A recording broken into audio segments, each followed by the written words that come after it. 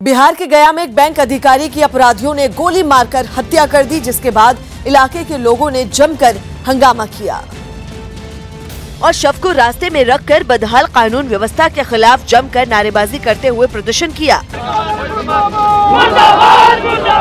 इलाके में लगातार हो रही वारदात से गुस्साए लोगों ने हाईवे को जाम कर दिया, जिससे वहां गाड़ियों की लंबी कतारें लग गईं। वहीं बिहार के ही दरभंगा में एक कारोबारी की दिन दहाड़े गोली मारकर हत्या कर दी गई। बताया गया कि बाइक सवार हमलावरों ने कारोबारी की कार रोककर उस पर हमला कर दिया। पुलिस जो है लग गई है, जल्द से जल्द हम लोग जो है इसमें अपराधी जो है उनको गिरफ्तार करें। जिसके बाद बुरी तरह घायल कारोबारी को इलाके के लोगों ने अस्पताल पहुंचाया, लेकिन इलाज के दौरान उसकी मौत हो गई। वहीं बिहार में बढ़ रहे अपराध और कानून व्यवस्था पर सियासत भी शुरू हो गई है और कांग्रेस ने इसे मुद्दा बनाते हुए नीतीश सरकार के खिलाफ जमकर प्रदर्शन किया और यूथ कांग्रेस के कार्यकर्ताओं ने मुख्यमंत्री आवास का घेराव करने के लिए मार्च निकाला।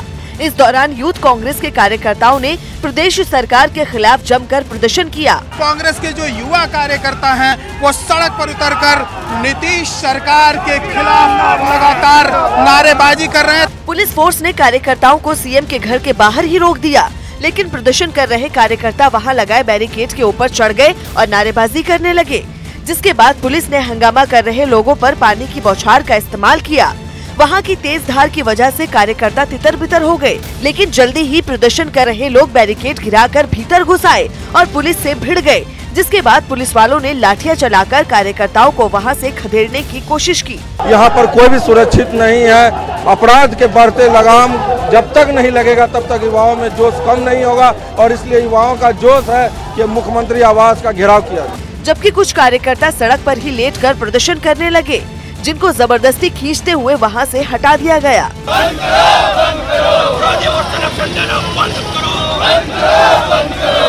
इस दौरान आरजेडी नेता तेजस्वी यादव ने भी ट्वीट कर प्रदेश में लगातार बढ़ रहे अपराधों पर सवाल उठाए। स्लोवाकिया के एक इलाके के एक लग्जरी कार संतुलन खोते ही एक सुरंग के ऊपरी हिस्से से जा भिड़ी। हालांकि इस जबरदस्त हादसे में कार चला रहे ड्राइवर की जान बच गई, जिसको गाड़ी चलाते हुए नींद आने की वजह से यह हादसा हुआ। इस हादसे से पहले लग्जरी कार की रफ्तार बहुत तेज थी। कार सुरंग के किनारे बनी रेलिंग पे चढ़ते हुए एक रॉकेट की तरह हवा में उछल गई और सीधे सुरंग के मुहाने पर बने ऊपरी हिस्से से टकराते हुए नीचे जा गिरी। ये हादसा इतना जोरदार था कि कार सुरंग में गिरने के बाद कलाबाजी खाते हुए कई फीट अंदर चली गई। हादसे के दौरान लग्जरी कार के पीछे आ रही दूसरी गाड़ी वहीं रुक गई। इस हादसे में लग्जरी कार के परखच्चे उड़ गए। कार के रॉकेट की तरह उछलकर सुरंग से टकराने का ये वीडियो सोशल मीडिया पर हजारों लोगों ने साझा किया। अमेरिका की राजधानी वॉशिंगटन डीसी के एक अस्पताल में पूर्व राष्ट्रपति बराक ओबामा अचानक बीमार बच्चों से मिलने के लिए पहुंच गए। ओबामा क्रिसमस से पहले उन बच्चों को गिफ्ट देने पहुंचे, जिन्हें अपने बीच देखकर वहां मौजूद लोगों की खुशी का ठिकाना नहीं रहा। सेंटा की तरह टोपी पहने ओबामा को देखकर लोग क्रिसमस का गाना गाने लगे।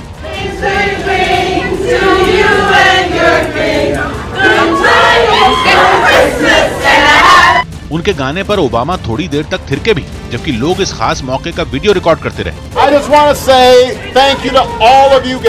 बराक ओबामा ने अस्पताल के कर्मचारियों से मुलाकात के बाद बीमार बच्चों से मुलाकात की। एक बच्ची तो उन्हें देखकर खुशी से रोने लगी, जिसे ओबामा ने गले लगा लिया। ओबामा अपनी पीठ पर तोहफों से भरा एक बड़ा सा थैला लेकर पहुंचे थे। उन्होंने ये तोहफे सभी लोगों में बांटे। जीएसटी काउंसिल की 31वीं बैठक में सरकार ने बड़ा फैसला लेते हुए 33 सामानों पर जीएसटी की दरें घटा दी। जीएसटी काउंसिल की बैठक में 7 आइटम्स पर दरें 28% से घटाकर 18% करने का फैसला लिया गया। इसके अलावा वित्त मंत्री अरुण जेटली ने ऐलान किया कि 26 चीजों पर जीएसटी रेट 18% से घटाकर 12 या 5% कर दिया गया है। आम आदमी के लिए इस्तेमाल के आइटम है, उसमें प्रेडोमिनेंटली सीमेंट और कुछ हद तक ऑटो पार्ट को छोड़ के बाकी सबको 28 से आज के डिसीजन के बाद हटा दिया गया। इसके अलावा तीर्थ यात्रा पर जाने वाले लोगों को भी सरकार ने टैक्स में राहत देने का ऐलान किया। अगर कोई मानसरोवर जाता है या हज पे जाता है, इस तरह के जो रिलीजियस ट्रिप्स हैं, they need not pay higher rates of taxation, they will pay the normal rate of taxation. वित्त मंत्री अरुण जेटली ने जीएसटी काउंसिल की बैठक के बाद बताया कि 28% जीएसटी वाले स्लैब से 6 प्रोडक्ट कम कर दिए गए हैं, जिसके बाद इस स्लैब में अब केवल 28 प्रोडक्ट ही बचे हैं, जिनमें एसी और डिश वॉशर 28% जीएसटी के दायरे में लाए गए हैं। इसके अलावा 32 इंच के टीवी पर दरें 28% से घटाकर 18% कर दी गई हैं। धार्मिक हवाई यात्रा पर दरें 18% से घटाकर 12% की गई है। वहीं third party motor insurance premium पर जीएसटी 18% से घटाकर 12% पर लाई गई है। जीएसटी दरें घटाने के बाद सरकार ने रेवेन्यू पर 5500 करोड़ रुपए का बोझ पड़ने का अनुमान लगाया है। साथ ही फिल्म जगत को बड़ी राहत देते हुए वित्त मंत्री अरुण जेटली ने फिल्म की टिकट पर लगने वाले टैक्स में कटौती करने का ऐलान किया और आम लोगों को सिनेमा हॉल की टिकट पर लगने वाले टैक्स में बड़ी राहत दी। Ticket up to 100 rupees, which had a GST of 18%, has been brought down to 12%. सरकार की तरफ से मिली राहत पर फिल्म इंडस्ट्री के लोगों ने भी खुशी जताई। आज सबसे बड़ा ऐतिहासिक दिन है इंडियन फिल्म इंडस्ट्री के लिए।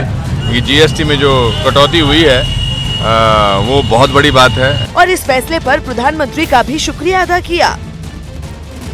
सरकार की तरफ से फिल्म टिकट पर लगने वाले टैक्स में कटौती के ऐलान की खबर मिलते ही फिल्म इंडस्ट्री से जुड़े लोगों ने ट्वीट कर सरकार का आभार जताया और फिल्म अभिनेता आमिर खान ने अपने ट्वीट में इसके लिए भारत सरकार के साथ ही प्रधानमंत्री मोदी का भी दिल से धन्यवाद कहा। उन्होंने ट्वीट में लिखा, माननीय प्रधानमंत्री और भारत सरकार का हार्दिक धन्यवाद कि उन्होंने फिल्म इंडस्ट्री की मांग को माना और जीएसटी में छूट दी। भारतीय सिनेमा को दुनिया के बाजार में बने रहने के लिए सरकार और प्रशासन का सहयोग चाहिए और ये उस दिशा में उठाया गया पहला कदम काफी अच्छा है। फिल्म अभिनेता अक्षय कुमार ने भी ट्वीट के जरिए प्रधानमंत्री नरेंद्र मोदी का आभार जताया। उन्होंने ट्वीट में लिखा, इतनी जल्दी एक्शन कैसे? कुछ दिन पहले ही हमारी माननीय प्रधानमंत्री नरेंद्र मोदी जी से मीटिंग हुई। सरकार ने हमारी बात को समझा और मूवी टिकट पर जीएसटी घटा दिया। इंडस्ट्री और दर्शकों के लिए राहत देने वाला कदम। फिल्म इंडस्ट्री के साथ सरकार ने 31 मार्च तक जीएसटी रिटर्न फाइल न करने वालों पर कोई जुर्माना नहीं लगाने का फैसला कर कारोबारियों को भी राहत दी। सरकार की तरफ से जीएसटी में आम लोगों को दी गई राहत पर लोगों ने भी खुशी जताई और इस छूट से आम लोगों को बड़ी राहत मिलने की उम्मीद जताई। कस्टमर को बेनिफिट तो बहुत मिलेगा, जो भी इलेक्ट्रॉनिक आइटम्स हो गए, उसके बाद टिकट्स पे हो गए, जो रियायती दर मिली है। सरकार के जीएसटी में राहत देने के ऐलान पर कांग्रेस अध्यक्ष राहुल गांधी ने सोशल मीडिया के जरिए इस राहत को 3 राज्यों में मिली हार का नतीजा बता दिया। उन्होंने लिखा, मोदी जी के गब्बर सिंह टैक्स ने छोटे मध्यम व्यापारियों की कमर तोड़ दी, लाखों से रोजगार छीना, मगर मोदी जी का दिल नहीं पसीजा, बदलाव नहीं लाए। 3 राज्यों में जनता के फैसले से घबराकर अब मोदी जी गब्बर सिंह टैक्स को जीएसटी बनाने की कोशिश कर रहे हैं। जनता सब जानती है, गब्बर इवतू गयो। एक्टर नसीरुद्दीन शाह के भारत में डर लगने वाले बयान पर फिल्म इंडस्ट्री से लेकर राजनीति तक बयानबाजी का दौर शुरू हो गया है।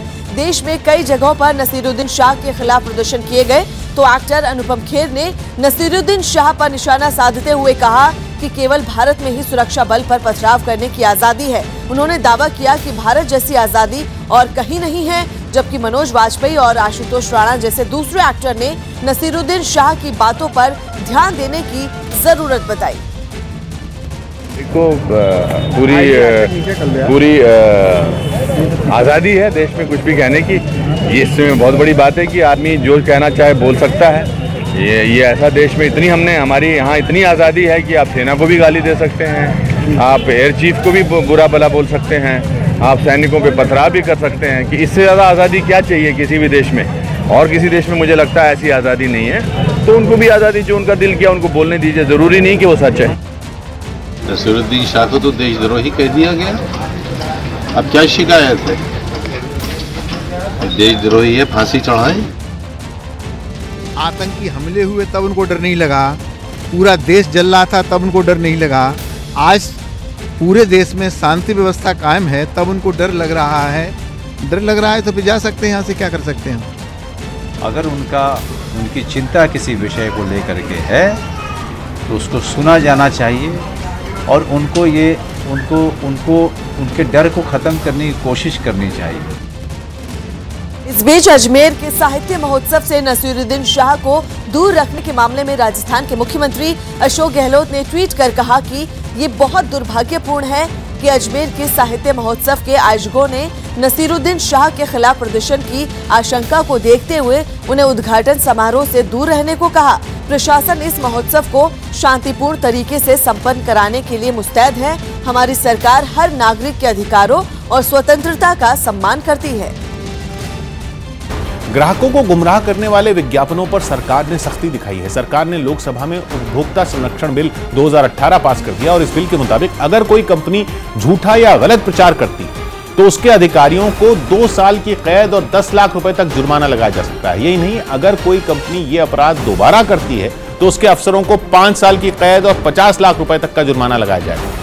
साथ ही मिलावट करने वालों को अब उम्र कैद की सजा हो सकती है। इसके अलावा ग्राहकों के हितों का ख्याल रखने के लिए एक नई एजेंसी भी बनाई जाएगी जो ठगी करने वाली कंपनी पर जुर्माने के साथ बाजार से उसका सामान वापस लेने का भी आदेश दे सकेगी।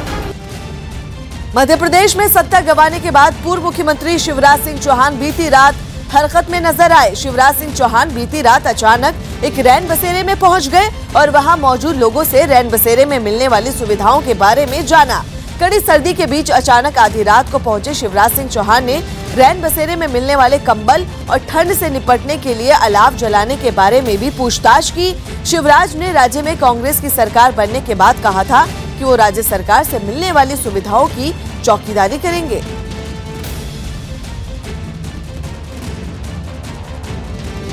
मध्य प्रदेश की नई विधानसभा के पहले सत्र से पहले बीजेपी ने कांग्रेस को घेरने की तैयारी तेज कर दी है। बीजेपी ने 7 जनवरी से शुरू होने वाली विधानसभा सत्र से पहले अपने विधायकों को खास ट्रेनिंग देने का ऐलान किया है, जिससे वो सदन में कांग्रेस सरकार की कमियों को ठीक से उठा सके।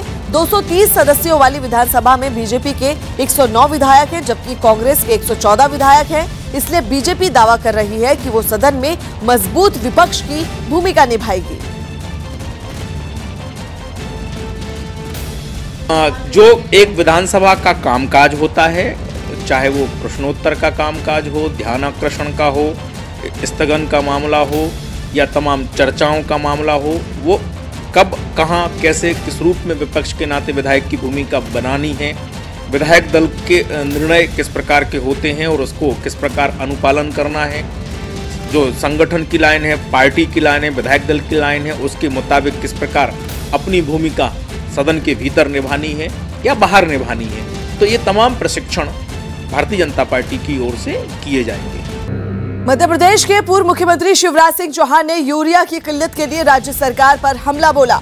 शिवराज ने आरोप लगाया कि राज्य सरकार ठीक तरीके से काम नहीं कर पा रही है, जिससे यूरिया के वितरण पर असर पड़ रहा है। उन्होंने सरकार पर निशाना साधा कि केंद्र ने पर्याप्त मात्रा में राज्य को यूरिया दी है, लेकिन कांग्रेस सरकार बीजेपी कार्यकर्ताओं को फंसाने में जुटी है। मैं कहना चाहता हूं राज्य सरकार से कि इन खामियों को दूर करके किसानों को ढंग से यूरिया की सप्लाई हो जाए, ढंग से मिल जाए, इसकी बेहतर व्यवस्था बनाने का वो काम करें। आरोप प्रत्यारोप ना लगाएं। केंद्र सरकार ने पहले से ज्यादा यूरिया दिया है।